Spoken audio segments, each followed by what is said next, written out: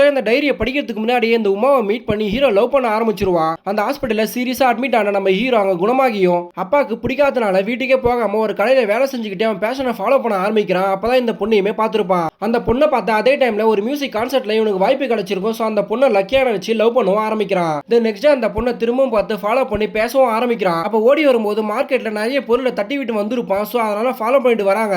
அதை பார்த்த இவன் மியூசிக்ல பெரிய ஆளு என்னோட ஃபேன்ஸா துரத்திட்டு வராங்க. ஸோ நீங்களும் நம்பர் கொடுங்கன்னு சொல்லிட்டு கேட்டு பார்க்கறான். ஆனா அந்த பொண்ணு எதுவுமே தராம அங்க வந்து கிளம்பிடுறா. தென் இவன் ஒர்க் பண்ற இடத்துல மியூசிக் பிராக்டிஸ் பண்ணிட்டு இருப்பான். ஆனா இவன் வேலையை செய்ய மாட்டான்னு சொல்லிட்டு துரத்தி விட்டுறாங்க. சோ இப்போ வெளியே வரும்போது அந்த பொண்ணு திரும்ப மீட் பண்றான். தங்க இடம் இல்லைன்னா அந்த பொண்ணு கிட்ட பேஷனை பத்தி அவனோட ஸ்டோரியை பத்தி சொல்ல ஆரம்பிக்கிறான். சோ அந்த பொண்ணுமே வேற வழி இல்லாம அந்த பென்ட் ஹவுஸ்லயே தங்க வச்சுக்கிறா. பட் நெக்ஸ்ட் டே இந்த வீட்டோட ஓனர்லாம் விக்கலான்னு சொல்லிட்டு ஒருத்தவங்களை கூட்டிட்டு வராங்க. அதை பார்த்ததுமே இங்க ஒருத்தவங்க தங்கி இருக்காங்க. அப்புறம் எதுக்கு நீங்க விக்கிறீங்கன்னு சொல்லிட்டு கேட்கறாங்க.